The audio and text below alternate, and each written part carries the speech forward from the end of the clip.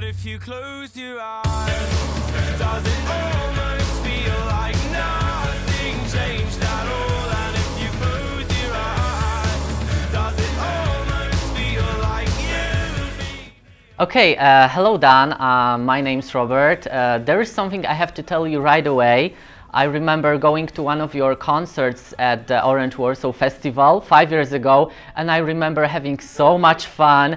And I remember I was really impressed by your contact with the audience. And I wonder, do you have any special concert memories from Poland? Yeah, that gig was so much fun. And actually, I remember the first time we ever played in Poland when we were touring our first album.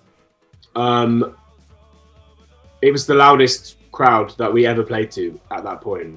And I remember we all came off stage completely overwhelmed by how wild and enthusiastic and incredible the dancing and the singing was.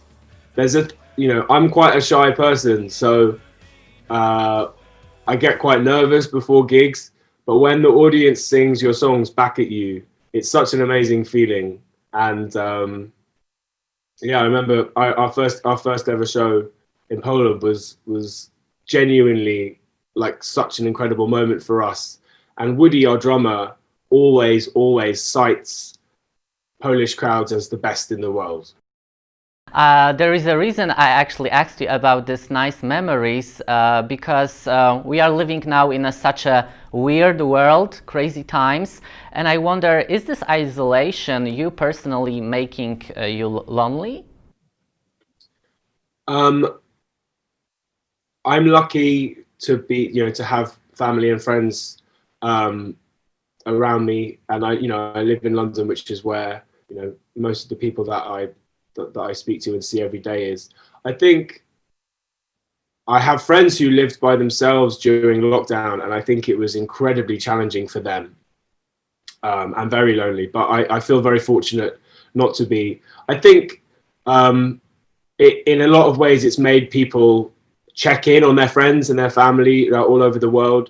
And even though it's been quite an isolating situation and it's been really challenging, I think it's also brought people a lot closer together because they want to make sure everyone's okay, and reach out. And I don't know about you, but I've ended up probably speaking more to a lot of people who I don't speak to as much because, you just want to check in and see how people are doing. And it was really hard, like not seeing my parents for a while. And then when we did see them, it was, at the end of the garden, like, hey guys, how you doing?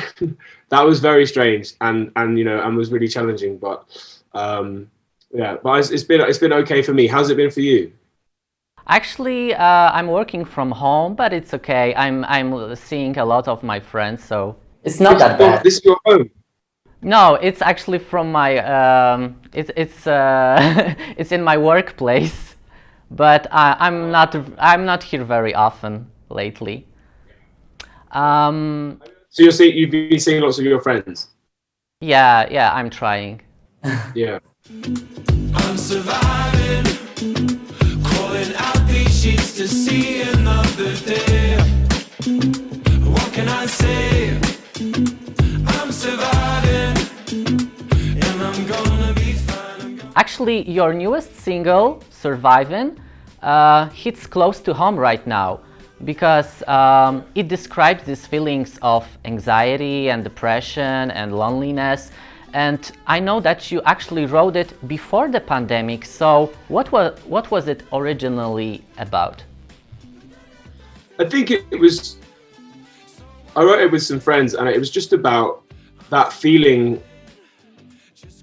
I think different people at different points of their lives, you go through massive ups and downs. And it was about those periods of your life where maybe you're not doing so well mentally and every day feels like a bit of a struggle. And it's about the way that you motivate yourself to get through that. I'm fortunate to not, I don't have clinical depression and I'm not diagnosed with anxiety, but like with a lot of people, there are periods where life feels really stressful and really overwhelming. And there are periods where, I've felt very anxious. And I think it was just about trying talk about those moments and make it an acceptable thing to talk about, which it is. And I think it's brilliant that these, you know, nowadays, lots of people feel able to confront those things head on. You know, for us, we've been on the road and touring for basically the last 7 years without a break. And obviously that's incredible in so many ways. And we feel so lucky to have been able to do that. But there were definitely moments within those years where it felt like too much, and you know, where it felt lonely and it felt depressing. But that's not to say that there weren't other moments that were absolutely incredible. And obviously we realize how fortunate we are in so many ways. But we had planned to take 2020 off from touring. So coming to the end of our last tour for us was always the end of an era in some way. And I guess that forces you to be a bit reflective about everything that's happened, and you know, the huge highs and the lows of any, you know, of any career or life. So yeah, we just wanted to write about that really. And then we finished recording the song. We finished most of recording the song earlier this year, just before, the week before lockdown started in the UK. Oh, and wow. the pandemic really hit. So I had this song going into lockdown that strangely became more and more fitting to what was happening. And I guess I felt kind of strange because I didn't want to release the song and for it to sound like we'd written it about this moment that was affecting everybody in such different ways. I didn't want to feel like we were exploiting that moment, because we weren't. The song was written last year. So it took me a while to get to a point where I felt comfortable releasing the song. But actually, a lot of my friends and family who I played the song to, they encouraged us to put it out, because they said that it was a nice distraction and it had been helpful to some of them to listen to, because it kind of described the feeling of that Groundhog Day of being in lockdown, which I think is a really, you know, it has parallels with what it feels like to be in moments of life where it just feels like you're getting from one day to the next. Okay, thank you so much.